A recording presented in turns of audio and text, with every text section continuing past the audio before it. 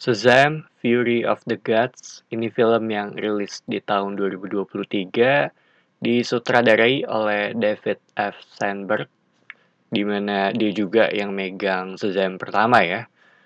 Dan buat gue sendiri kalau ngomongin Shazam yang pertama itu cenderung biasa aja gitu atau terbilang oke. Dan emang mungkin kayaknya bukan film buat gue sih. Karena gue sendiri lebih suka ke arah yang lebih dark. Sebenarnya gue suka banget dengan DC-nya di bawah Zack Snyder ya, bahkan dari Watchmen. Dan gue agak sedih juga ketika Justice League-nya nggak lanjut, karena buat gue sendiri itu terhitung menarik, apalagi kita udah dikasih lihat sedikit mengenai bagaimana timnya Batman ngelawan Superman gitu di bagian gurun pasir.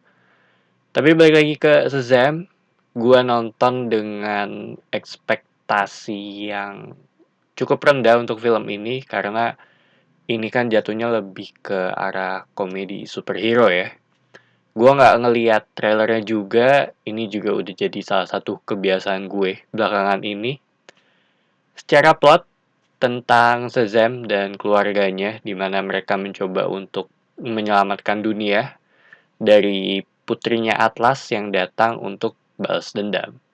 Kurang lebih seperti itu, dan nanti di bagian akhir banget gue akan sedikit ngasih opini gue mengenai spoilernya.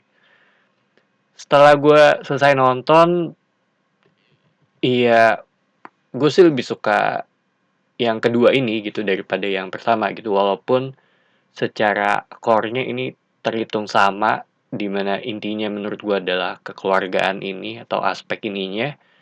Dan di film ini mereka lebih punya porsi dibandingkan sebelumnya. Secara plot terhitung cukup simpel dan gampang untuk diikutin. Lu tahu seberapa besar rintangannya yang akan dihadapi karena cukup besar dari sisi skopnya ya untuk film ini, yaitu satu kota yang perlu untuk diselamatin. Dan ini yang gue suka karena ya lebih berasa aja gitu dari sisi stakes-nya, sama seperti di Black Adam kemarin.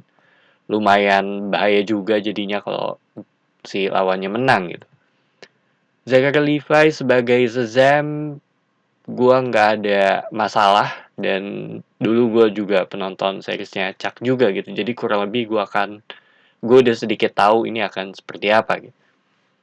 Di sini dia juga punya permasalahan dengan kepercayaan dirinya yang menurut gue cukup menarik karena terhitung masuk akal juga, ditambah dibalik ini semua ya emang mereka masih terhitung anak kecil gitu, tapi mendapatkan sebuah tanggung jawab yang cukup besar.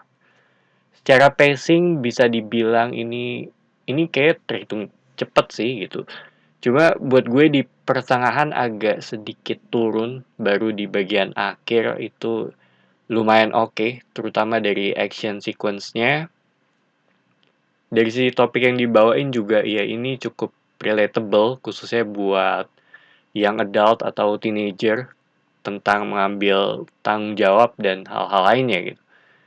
Tapi ini sedikit ya di luar film ini. Tadi pas gue nonton tuh sepi. Padahal gue beli di hari Minggu yang sama juga dengan tanggal rilisnya gitu. Gue sengaja nggak beli online untuk tiketnya karena gue yakin pasti akan dapet di tempat yang enak dan di tengah juga gitu. Dan ternyata ya emang dapet. Bahkan ketika gue keluar dari teater juga itu masih sepi juga gitu. Padahal gue nonton di siang hari. Gue rasa kalau ini filmnya Marvel akan lebih rame gitu. Tapi DC di Indonesia ya, bahkan Batman-nya Matt Reeves yang kemarin juga itu agak, gue nggak tahu sih, entah agak kurang rame atau maksud gue agak kurang dari sisi peminatnya, atau ya emang nggak banyak orang yang tahu. Bahkan sampai ke seriesnya juga itu terhitung jarang gitu yang ngomongin, kayak Peacemaker, Titans, atau Gotham Knights yang baru keluar gitu, atau bahkan Arrowverse yang udah ada sejak lama gitu.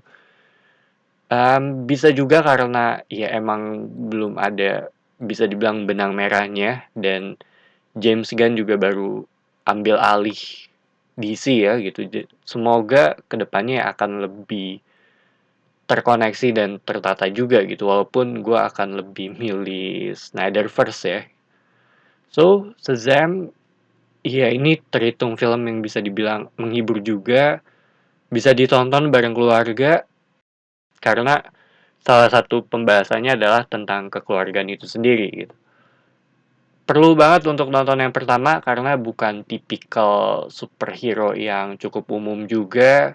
Dari sisi cerita juga ini bisa dibilang simple, nggak berat. Aspek komedinya juga ya lumayan oke untuk film ini.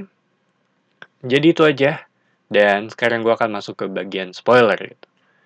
Yang pertama, gue nggak nyangka akan datangnya Wonder Woman ya gitu. Karena selama ini kan dia lebih kayak bisa dibilang ngetis ini antara di shot dari belakang atau nggak dari depan tapi mukanya nggak kelihatan gitu. Tapi di sini tuh akhirnya muncul juga gitu Gal Gadot nih. Itu yang gue suka sih gitu. Dan di film ini juga ada dua credit scene. Yang pertama itu berkaitan dengan timnya Waller ya di series Peacemaker, karena terakhir yang gue tahu ya mereka muncul di sana, dan sekarang ada di credit scene-nya gitu ditawarin untuk join ke Justice Society si Shazam ini gitu. Dan yang satunya lagi ya cuma jokes aja gitu yang menurut gue nggak ada korelasinya dengan plot filmnya. Cuma yang akan pegang peran penting ya itu ada di The Flash sih gitu. Itu yang menurut gue akan menjadi apa ya, jalan baru untuk DCEU gitu. Akan dibawa seperti apa nantinya gitu. Bisa dibilang sebagai penentuan juga gitu, dan ini yang ngebuat gue cukup menarik gitu untuk film The Flash nanti. Saya gue nggak bisa bilang banyak sih mengenai sejauh ini gitu karena ya nanti akan di-riset juga dengan film itu. So itu aja opini gue mengenai Shazam Fury of the Gods. Thank you for watching. It's me Patrick signing off.